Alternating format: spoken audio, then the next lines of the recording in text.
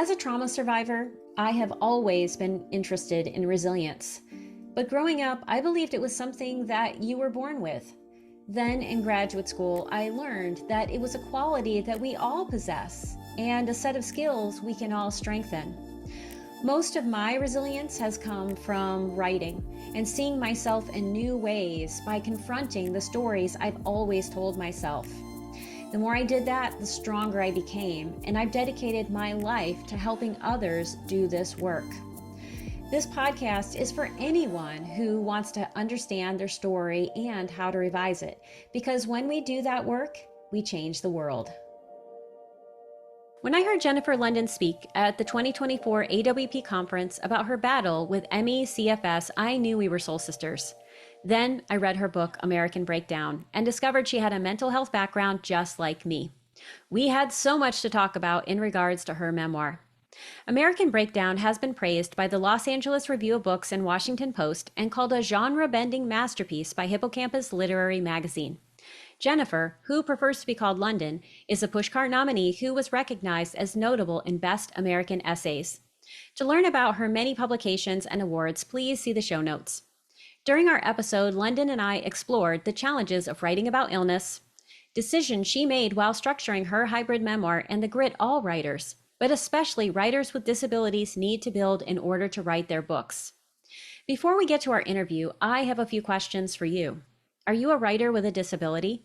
What practical struggles have you faced, like brain fog, mobility, finding the right assistive technology, or having enough energy to write? How has your work been received? If you're able-bodied, what thoughts do you have about chronic illnesses and illness narratives? Are any of you trying to write a hybrid memoir? If you are, what challenges have you faced? I hope you'll ponder these questions as you listen along. Now let's get to my conversation with Lunden. Hey writers, have you struggled to develop characters beyond a laundry list of physical traits, or do you fall into the tired cliches of stomachs that roil and boil, hearts that pound, and characters that look off into the distance, unsure what to do? Has a critique partner ever told you your character's motivations or actions don't make sense? Or worse, has an agent told you they just don't connect with your main character? Let's face it, developing great characters is hard work. It takes both artistry and an understanding of psychology to bring them to life and make their actions understandable. It's even harder when that character you're trying to describe is you. That's why I'm teaming up with Jane Friedman to teach the psychology of character development for memoirists on June 19th, 2024. During this 90-minute webinar, you'll discover the 3-step chain of events that determines what your character does in any situation, investigate the role that core wounds, attachment styles, and inner resources play in shaping your character's personality, and find out how having your character act as if can help you limit backstory and start in the right place. Plus, you're going to learn so much more. Best of all, this webinar is only $25. You heard that right, $25. For that price, you can attend the live webinar, watch the recording, or do both, and get access to the webinar's workbook and my slides. So if you want to understand yourself better, write characters readers will fall in love with, and feel confident that you know how to do more than just craft tired cliches, go to janefriedman.com and click on paid classes, or make it easy on yourself and click on the link in the show notes. Well, hello, Lunden. It's Hi, so Lisa. good to see you today. So I'm going to hold up your book just to get started, American Breakdown. OMG, we are soul sisters. I am so glad to have this. So if you're listening, you might hear the swish of me holding up the book. Now, you like to go by Lunden, or at least with friends. So Yes, with everybody. tell us a little bit more about that. I'm just going to tell you the short version, which is that there are a million Jennifers. And I have many friends who are named Jennifer. I have a stepsister named Jennifer. And so ultimately, when I was in a group of friends, which included a Jennifer, I got rechristened Lunden. And that was decades ago. And I like now that when I call somebody, I can say it's Lunden and they know who it is. If I said it's Jennifer, I have to tell them which Jennifer. I love that because as a Lisa, Oh, yeah. born in a certain era, I have that same issue. Like when I was in high school, there were 5 of us. I worked in this company. There were also 5 of us. And people would say, Lisa, and we would go, yes. So I love this. So I'm glad that you are Lunden. And London, you have an amazing book that I think everyone should read, whether they have a chronic illness or not, because you are talking about so many important issues that affect all of us. What would you like us to know about your book?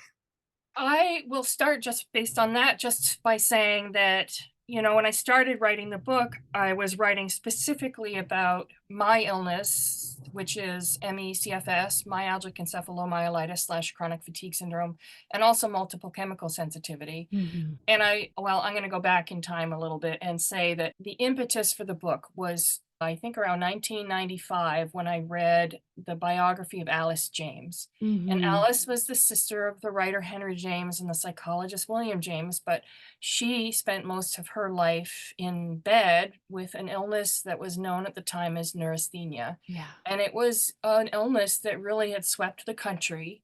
It actually affected both men and women, but the treatment for them was very different.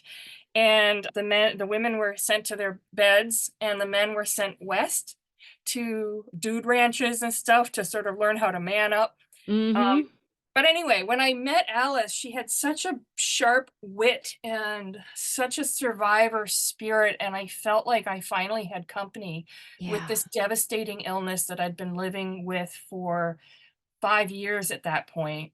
And I got really curious about whether her illness and mine might be one and the same. And Mhm. my illness had been maligned by the medical system and by researchers and by the CDC, and was and still is underfunded, and was and still is misunderstood, though it's much more understood now, and has been finally, several years ago, was finally validated by the Institutes of Medicine as a real multi-system illness that affects us. And so that led to me sort of researching Alice's life and her context, and writing my own memoir within the context of my culture. And all that led to like this bigger picture of not just Alice and me and people with these kinds of illnesses, but like what is the bigger picture of Yeah. how America's particularly virulent form of industrial capitalism impacts all of our health. And that Mhm. includes the EPA and the FDA being in the pockets of corporations Yep. so that they don't adequately protect us from chemicals, including the chemicals we bring into our own homes. Yes. And that includes the culture of stress here in the United States, where we have so few vacation times. Some people don't get any vacation Yeah. or sick days, which is very different from most other wealthy cultures. And the economic divide between the rich and the poor has led us to really be scrambling to make enough money, particularly since about 1973 when unions started declining. Yeah. So I've already just gone on and on, but what I'll just say is that in the process of researching Alice's life and my own illness, and the cultural contributions to my illness, I learned so much, and I was so curious about all of it, and I ended up going down a lot of rabbit holes and finding that actually they all interconnected. Yeah. And so that was what was really satisfying for me, was creating a synthesis. And Mhm. it's really about, it isn't just about people like me with ME/CFS, it's about all of us. And I think that was some of the stuff that was really satisfying for me as a reader who also has had the diagnosis of MECFS. Like I remember hearing about it in the 1990s, in popular culture, the made up disease, the yuppie disease, all of this stuff. And then seeing it on my chart, you have been diagnosed with this. And in my case, there can be many different triggers. And that's one of the things you really talk about in this book, which is so smart. There's so many great things in here. In my case, I had Lyme disease, which also coincided with mold illness and all of these other things that kind of tumbled together that landed me in MECFS. And I also had chemical sensitivities at a certain point, though not as severe as yours. So when I was first diagnosed and I was in the throes of all of this, like, the pain, in my case, was tremendous pain, physical pain, coupled with just a crippling fatigue, a fatigue that, unless you've experienced it, you have no idea what it's like. And to me, and I'm wondering, you're shaking your head, like, this is how it felt to me. I can't lift my arms. Yeah. Like, just this felt like so much work, I could barely do it. Yeah. And so when I was first starting to write about this, and also experiencing a lot of doctors who didn't understand or who were dismissing me, or, all of the different things that happen to people when they have these kinds of misunderstood illnesses, I had writers telling me, nobody cares about your pain. Like when I would go into deep detail around like what I was going through. And then I also had this experience of feeling this need to research everything to the nth degree so I could talk about like the molecular nature of XYZ so it coincides with blah, blah, blah. And let me tell you about this lab report, these, IgM issues. And I knew all of that stuff. And I felt like when I was reading this book, I'm like, oh, yeah, I know all these rabbit holes. I know how all of this works. And so, did you receive that kind of feedback when you were first starting to write about just your story? Did that happen to you, or did you have a different experience? Fortunately, it didn't. I'm really sorry that that's a message you got from people in your writing group. And I'll actually say, like, at this point in my life, I'm always very interested and curious to read about other people's illnesses, even the ones that are different from mine, because, Mm-hmm. well, there's a Virginia Woolf quote that many of us quote, and it's in the front of my book about how, like, why is an illness in the books the way that love and romance and war are, because Right. it's just as complex and interesting. She says Mm-hmm. way way better than that, but it is. So for me, I knew I wanted to write a book that would help vindicate people with this illness, particularly a lot of what like the fire under my ass was a doctor who's early on in the book who was dismissive of my illness and told me that I was just depressed and it would be best for me to get back to work. And this was Mm-hmm. when I was so disabled by fatigue that even holding up a book or talking on the phone with a friend was Yeah. too hard for me. And I guess I could say bless her heart because that awful situation really did create a lot of fire for me. And knowing that a lot of people that with these illnesses like that, like chronic Lyme, these Mm-hmm. complex multi-system illnesses that primarily strike women and have been historically misunderstood and underfunded, I wanted to be an ally to get the word out and help validate it. So I really was nodding my head when you said like you were doing all the like molecular research because I was never good at science.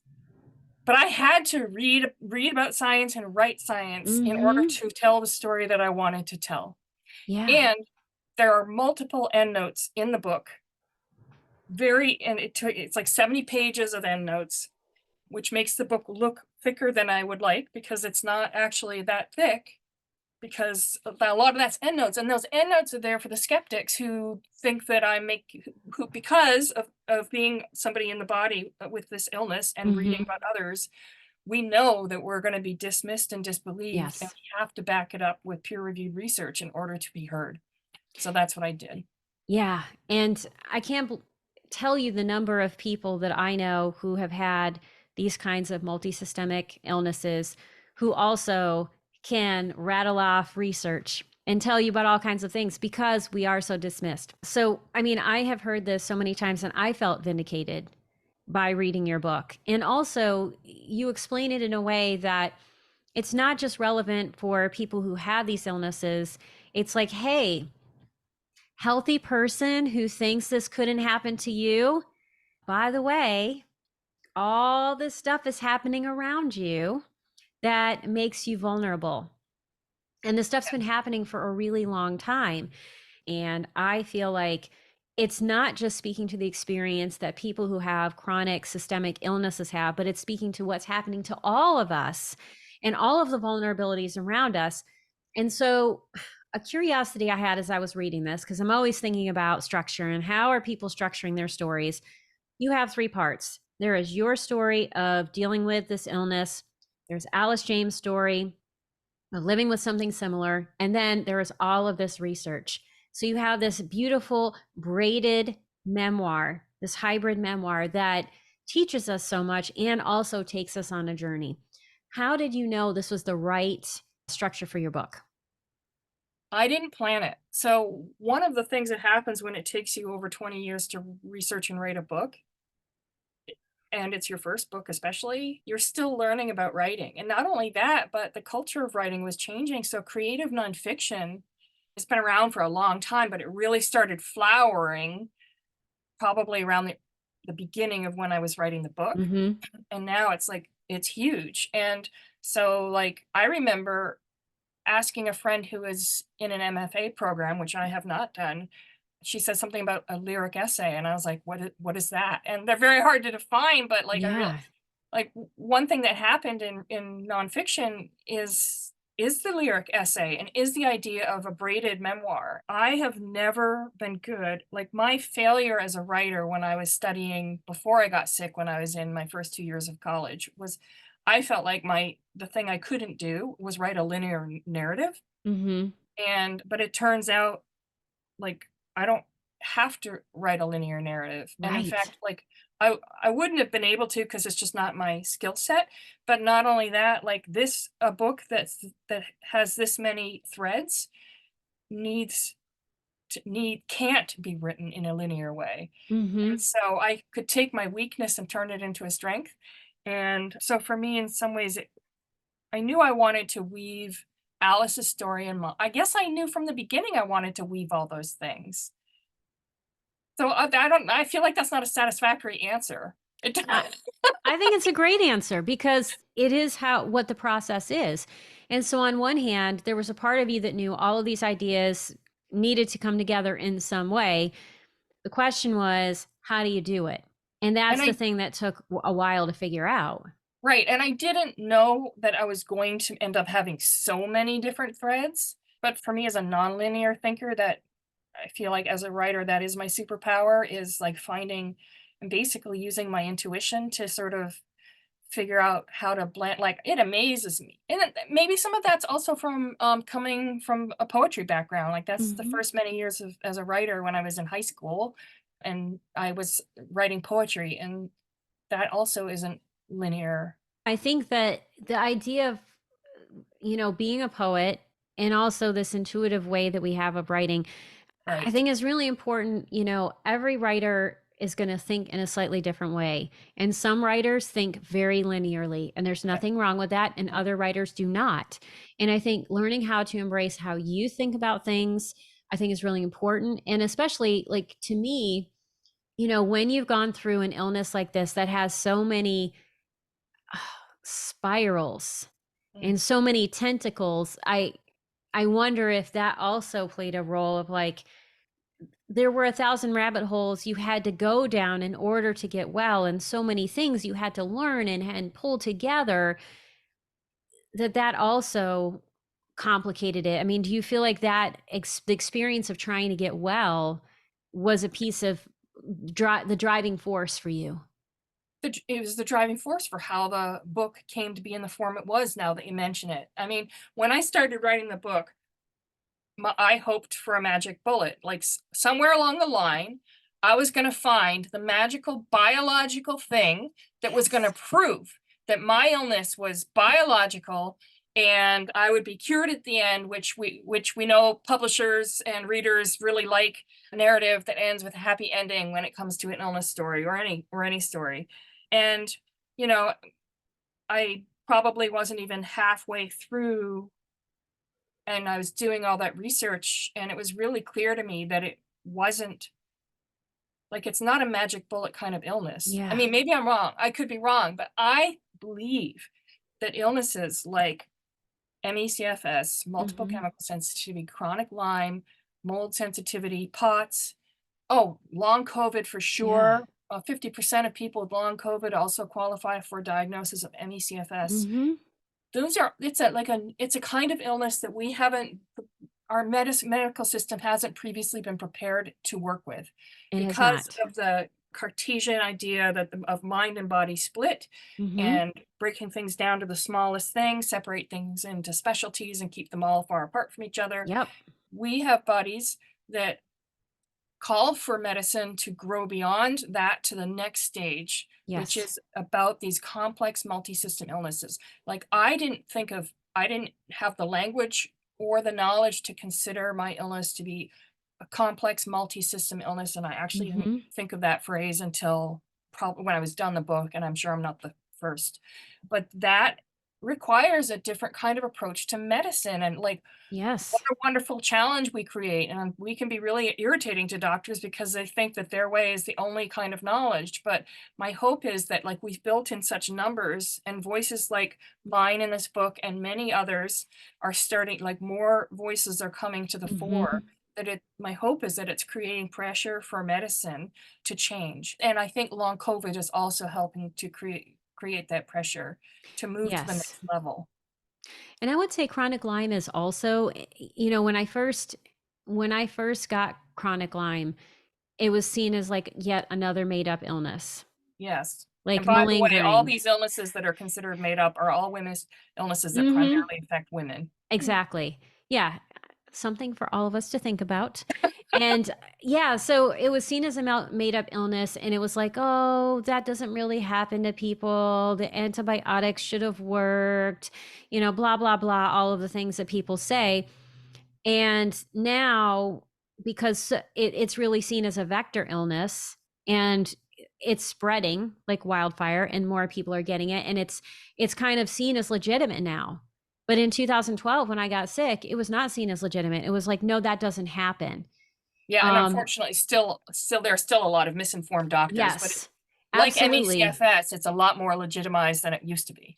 Right. And I think one of the things that also causes an issue for chronic Lyme is that I was lucky in that I knew I had been bitten by a tick. I had actually pulled it off me, which does not always happen for people. And I tested positive on the Western blot, Yep, and many people do not. yep, So I was lucky in the sense that I had clinical data that was irrefutable. And I've been looking for that clinical data for years because other things had been happening, and that led to this, right? And so yeah, when you talked about the magic bullet, that spoke to me so much because I remember when I first got ill, I had this I had this conversation with my supervisor at the time, and I said, "Oh, I've just been diagnosed with Lyme disease." And she apparently knew more than I did. And she's like, "Oh, would you like to go on, family medical leave?" And I immediately had this desire to punch her in the face. Like like, are you kidding me? And there's a whole reason why, based on like generations of women in my family also getting ill in mysterious ways, which I think is going to at the very least be an essay and also probably a book. But at the time, I thought I could just envision my health returning and set a deadline.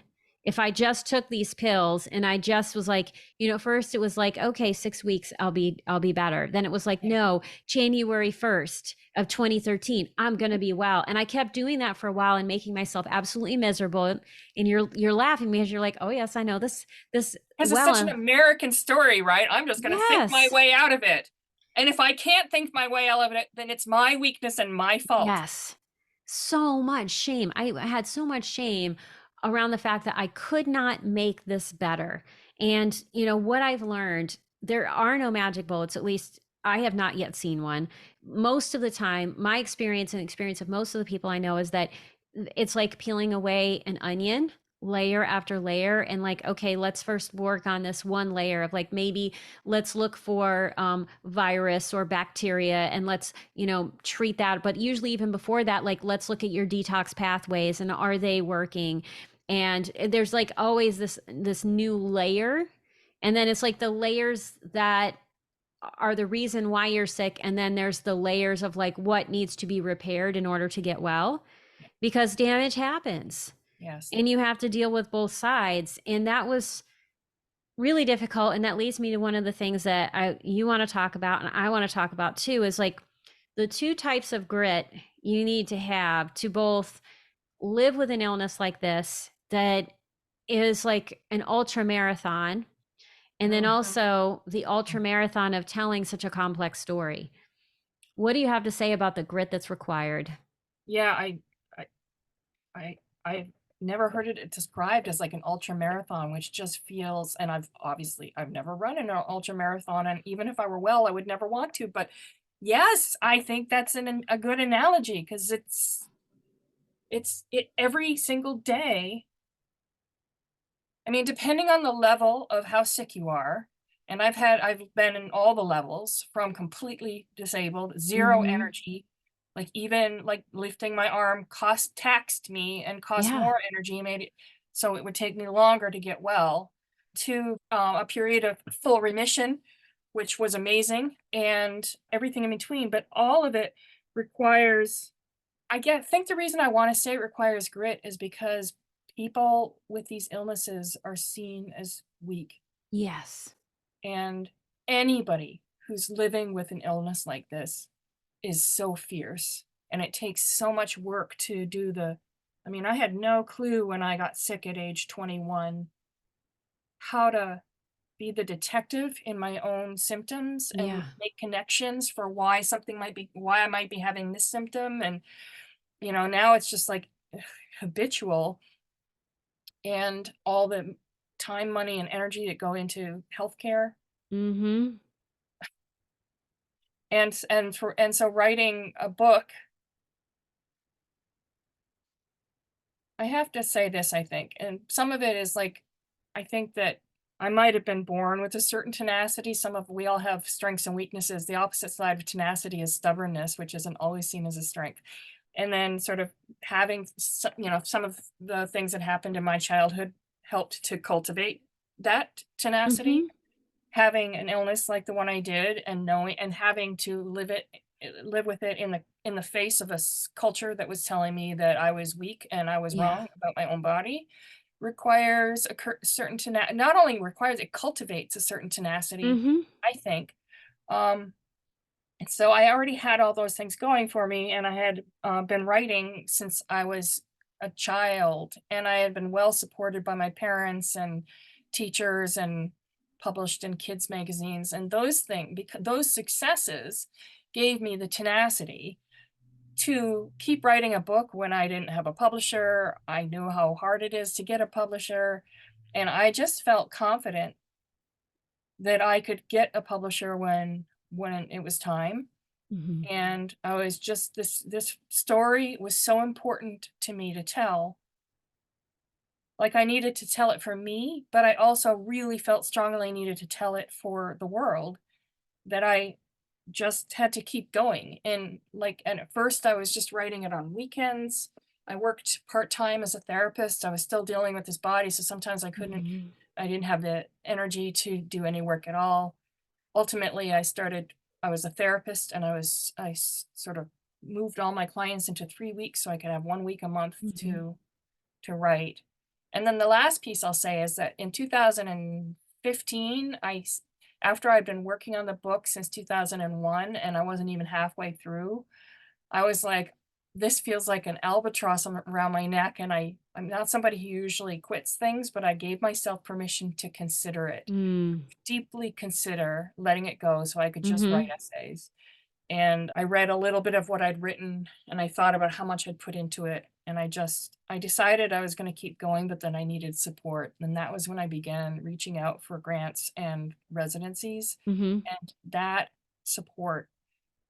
So think about that. So grit isn't just a quality a person has.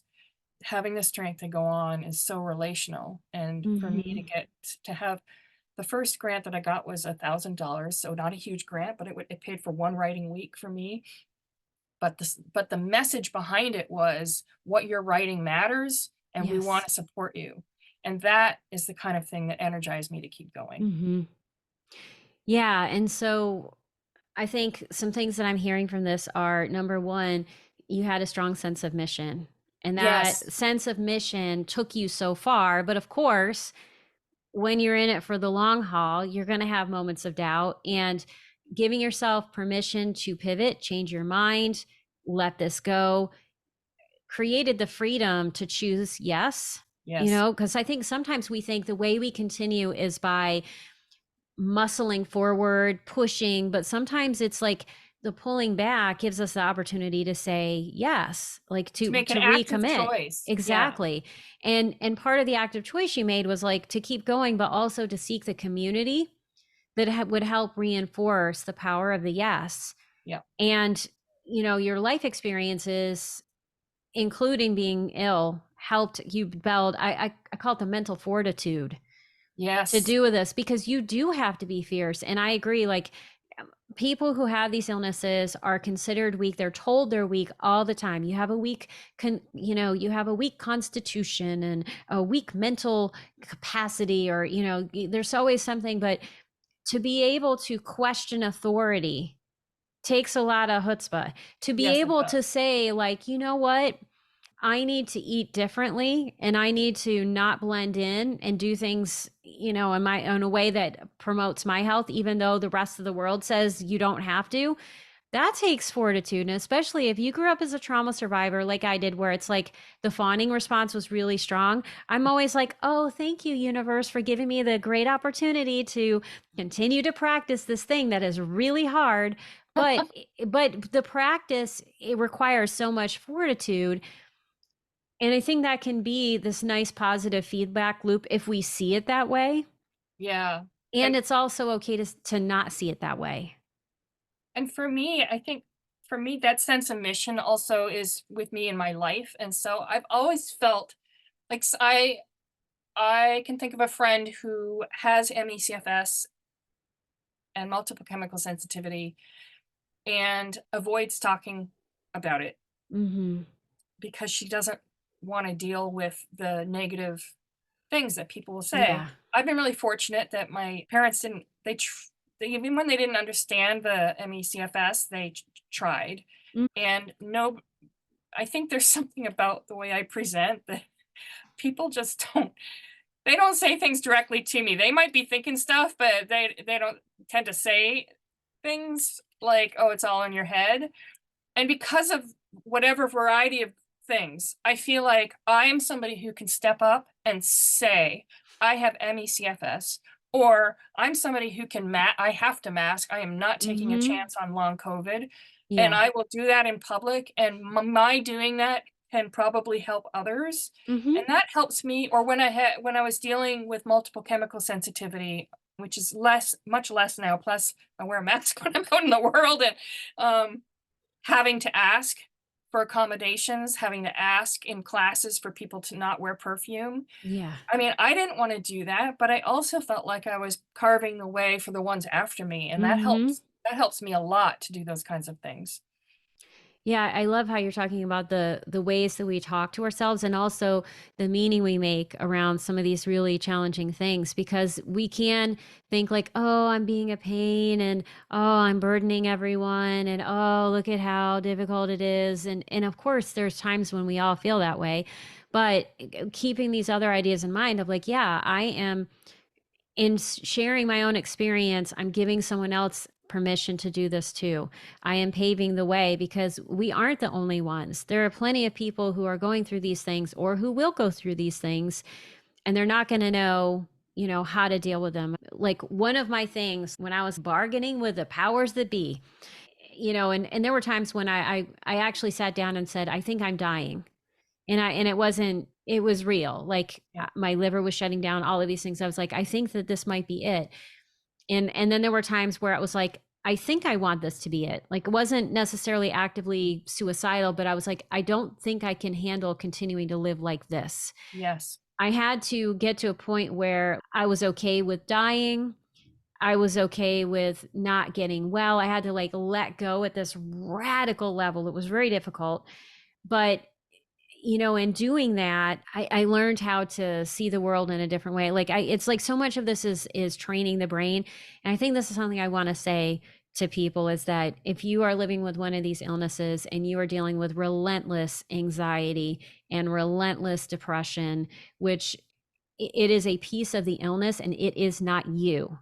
It is the inflammation that is happening, that is part of the disease process. It is not you, and it often does not respond to traditional treatment methods. Like, CBT is not going to help you get better. It isn't. And there are a Yep. lot of other things, like talking about your feelings about it. Yes, talk about your feelings, but it will not make you feel better. Lowering your inflammation will help you feel better, and learning how to say, like, it is not me. That I've just found that to be really important. And also, this idea of thinking about the stories reminds me of something you have in chapter 14 of your book. Like there are so many things I want people to read in your book. Like so many things I'm like, yep, yep, yep. Oh yeah. But in chapter 14, when you're talking about narrative medicine, you talk about these three kinds of stories that people have: the chaos story, the restitution story, and the quest story, and how these stories impact us, and how part of narrative medicine is helping people understand what their story is, and also, change that story, but also that Americans have a certain kind of story. What is the simple version of talking about this that would kind of pique people's interest so that they go and read all of the great things you've said in your book? Yes. And first I want to credit Frank. I think his first name was Arthur Frank, who he wrote The Wounded Healer. That might have come from The Wounded Healer. It's an Mm-hmm. amazing book, but it's in my book to find. But the chaos story is like I mean, I think you described some of your own time in the chaos story, and mine, like for me, it's like it's like the beginning of the illness Yeah. or any big crisis that a person faces. At the beginning, we're in a chaos story because we don't know how to make meaning out of it. Yes. We're in deep grief, fear, whatever. We can't even think straight. Mm-hmm. And some of us might be staying in the chaos story for a long time. I Mm-hmm. feel like I did. Yeah. And then there's the restitution story, which is sort of like the modernist, it's like the previous way. I mean, it's a wonderful kind of story, the one I talked about, where the person is sick and the doctor is more like it's kind of like the hero of the story, because the doctor Mm-hmm. is the one that gives them the magic pill and they get better and life and everything goes back to normal. And then there's the quest story, and being able to sort of reframe. I felt so victimized by my body Yes. and by my illness, like chronically for years. I just Mm-hmm. wanted my health back. I was Yeah. 21 when I got sick and I just wanted to be fully healthy. And to be able to rethink my experience as a hero's journey story. Mm-hmm. In the book, I go into some more complexity about like there's some not great ideas, particularly for women, about the hero's Mm-hmm. journey. And then Sarah Ramey, Ladies Handbook to Her Mysterious Illness, she did a ton of work looking at goddess stories and Mm-hmm. came up with her own idea about like what the heroine's journey, how it might be different. And I love that stuff. But just to say, to go back to this idea of the quest story. So whether Mm-hmm. it's a hero or a heroine, there's a quest. And for me to be able to think of it instead of being a victim, that I was somebody who was on a quest. I mean, I was certainly on a Yes. quest I was on a quest for full recovery. That that has shifted.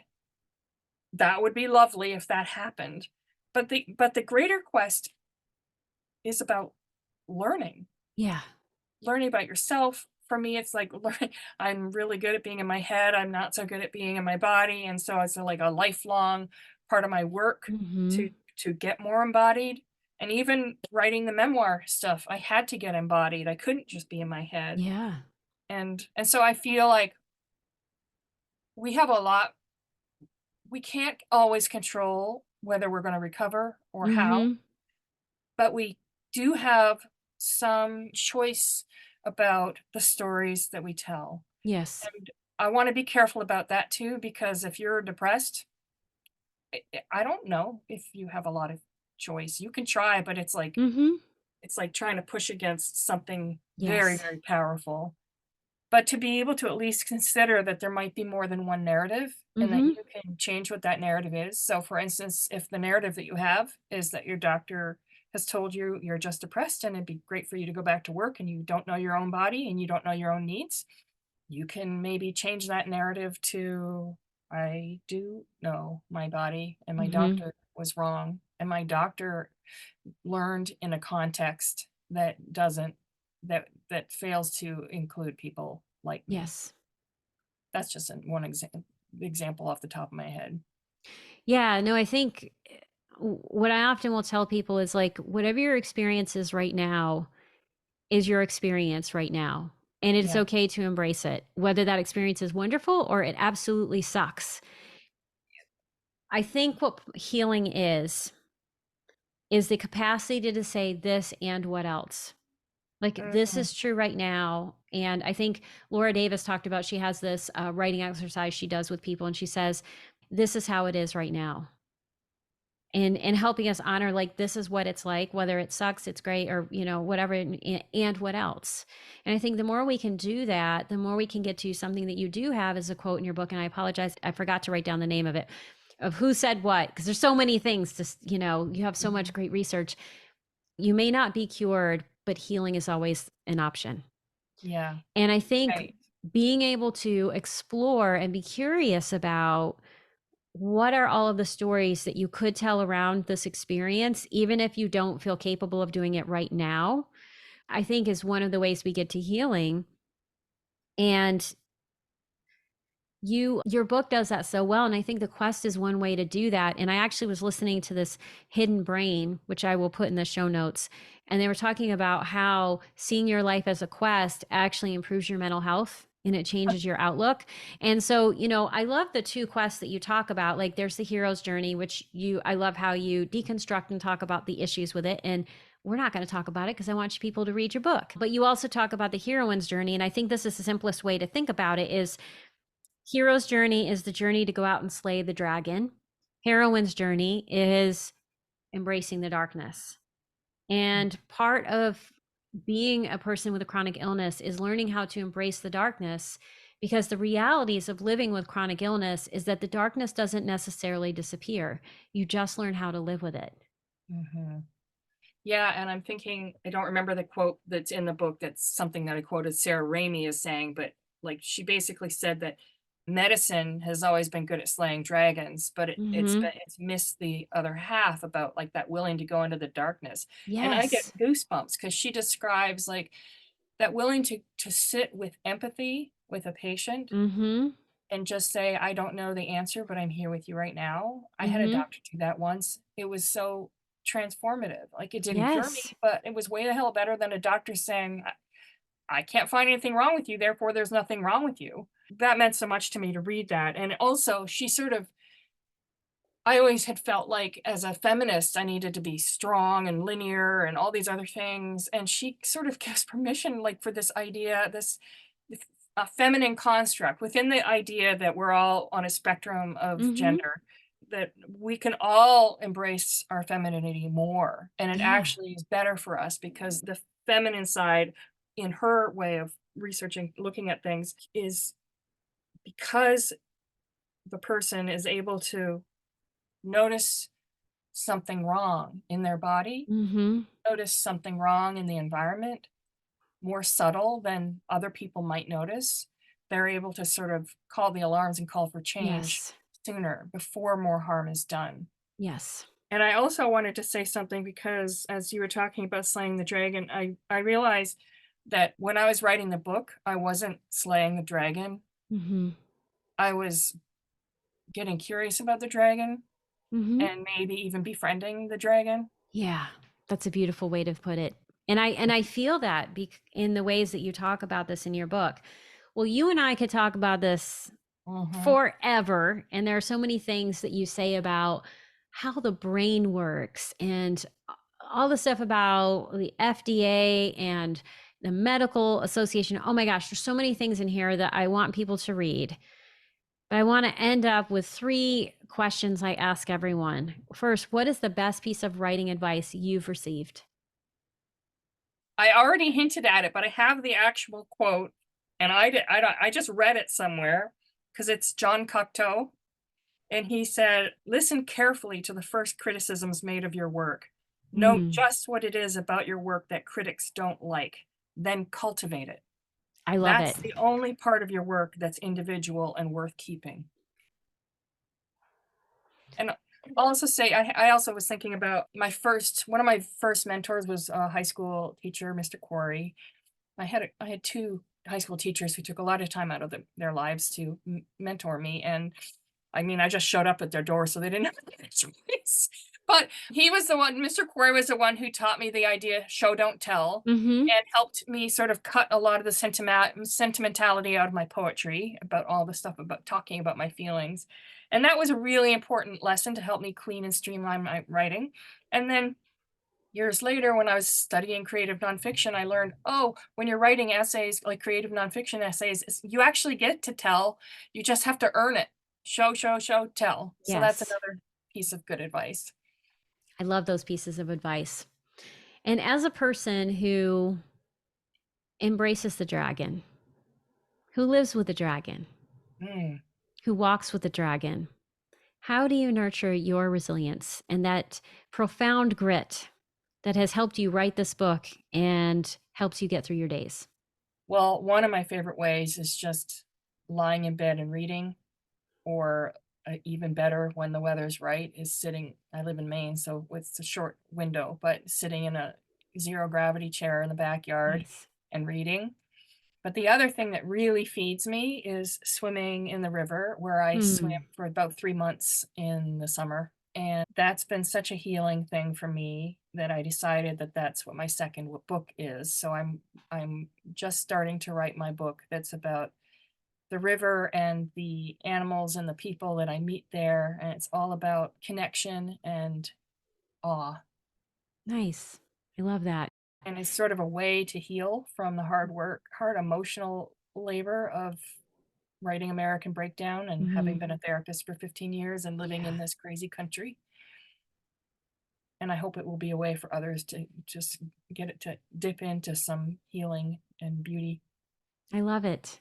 And it reminds me of Sarah Perry as someone that I interviewed when her book After the Eclipse is about her mother's murder. It is also, it's a very heavy story. And now she's working on a book about candy. Oh my God. So see, it's a thing. Yes, it is a thing. Like after you do something hard, so writers, if you're working on something hard, the next is to do something lighter. And what I love about this connection point between your book, that American Breakdown, and what you're working on now is that one of the first scenes with Alice James is her swimming in a river. The point when she was at her most vital. And I'm hearing that that is a place where you feel really vital. Yeah. So everybody needs to go get your book. What is the best way for them to connect with you and learn more about you and this book? The best way to connect, I do have a website, www.jenniferlunden.com. London is Lunden. And I'm most active on Facebook, so come and friend me there. I'm on Instagram. I'm not very good at Instagram. And the book is available anywhere books are sold, and if they don't have it in stock, they'll order it for you. If you And I wanna would, board or if you wanna order online, if you order from bookshop.org, they send a portion of their profits to independent bookstores to help keep those independent bookstores alive. yes, so bookshop.org, also going to your independent bookstore and asking for your book. And I think that's a great thing for all authors. Like, if you love an author and you want their book, doing that work helps just make sure that it gets stocked in the store. It's showing demand. And also, you can contact your local library, especially if you're a person you're like, I don't have a lot of funds. Asking for the books through the library is a great way to get the book and not have to pay for it and support libraries and to support authors. So Thank lots you. of I great love that you ways to do said that. that. And Mhm. then, of course, when you love a book, do make sure to give it a nice review because those things matter so much to writers and those numbers are big. Well, Jennifer, it has been an absolute pleasure. I am so grateful that we got to have this conversation. Me My too. heart is full today, and it is just connecting to yours even more as we talk about your book and about our shared experiences. Thank you, thank you, thank you. Thank you, Lisa. It's been really invigorating to talk with you.